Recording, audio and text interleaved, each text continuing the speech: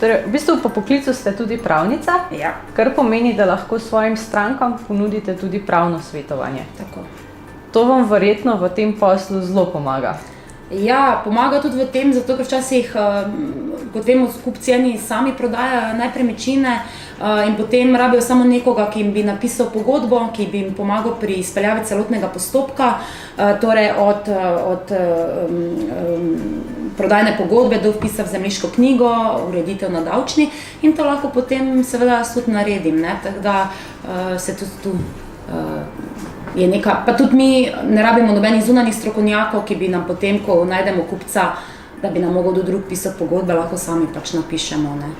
Torej, v bistvu, ko nekdo pride skozi vaša vrata, dobi celotno pomoč pri vsem, kar potrebuje. Ja. Pa tudi recimo nekdo, ki ima samo, ne vem, nima urejene kakšne služnosti ali pa kakršne druge zadeve, ki se tičejo nepremičnin, lahko mi to pomagamo, ne, ali pa tudi, ne vem, darilne pogodbe lahko napišemo, ne, tako da ni samo, da smo posredniki, lahko tudi neke pravne storitve oziroma tudi kakšne pravne nasvete nudimo potem strankam, ne. Pa od tega, da smo se tudi, ne vem, lahko tudi osebne stečaje, ne. To je super, mislim, ker naš zakon je precej kompleksen, kar se tiče samega kupovanja in prodajanja nepremičnin. Verjetno za kupca oziroma prodajalca je, meni ni, no. Že navajena tega. Ampak se mi zdi, da se vedno bolj postaja prodaja zapletena, no. Je pa seveda to odvisno tudi, kakšno je zemljiško-knjižno stanje nepremičnine, ne, ali so kakšne hipoteke, bremena, izvržbe, bilo kaj, ne. To je pač treba biti potem pozoren. S 1.6.2018 je bil nov gradbeni zakon, ki je malo spremenil prodajo, v smislu, da jo je bolj upočasnil in sicer se je tukaj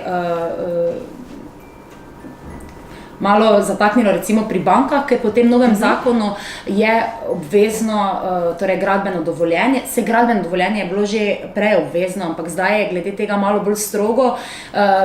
Nepremičninski agenti oziroma vsak prodajalec mora pridobiti tudi uporabno in gradbeno dovoljenje za bloke, medtem ko prej tega nismo rabili, ampak to ne vidim tem nekega problema, ker do zdaj za vsa stanovanja, kaj smo jih imeli, smo to dobili ali na upravni enoti ali v arhivu.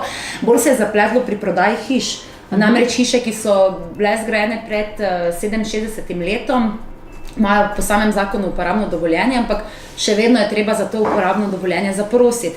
Pomeni, da iz upravne enote pridejo pogledat, če je nepremičnina skladna, torej da se ni od leta 67 pa do zdaj spremenila, ne. Vkolikor se ni izdalo uporabno dovoljenje. In to uporabno dovoljenje nekdo, ki recimo jemlje kredit, bo banka od njega zahtevala, kakor bo zahtevala tudi gradbeno dovoljenje. Tudi notar mora pogledati, če je gradbeno dovoljenje oziroma mora vse preveriti, da ni v zemljiški knjigi zaznamba črne gradnje. In to je malo ustavilo prodajo, zato ker vsaj mi smo sami za naše stranke morali to pridobiti in to je lahko trajalo tudi po kaki mesec, dva, da si to dobi, odvisno, kaj je upravna enota zahtevala od tebe, ne. Torej, kot pravnica in kot nepremičninska posrednica imate res dober vpogled v zemljiško knjigo, lahko pridobite vse informacije v bistvu, ki jih prodajalec potrebuje, preden kupi nepremičnino, ki jih kupec potrebuje, preden kupi nepremičnino, torej da se ne zaplete v kakšno tako situacijo, kjer...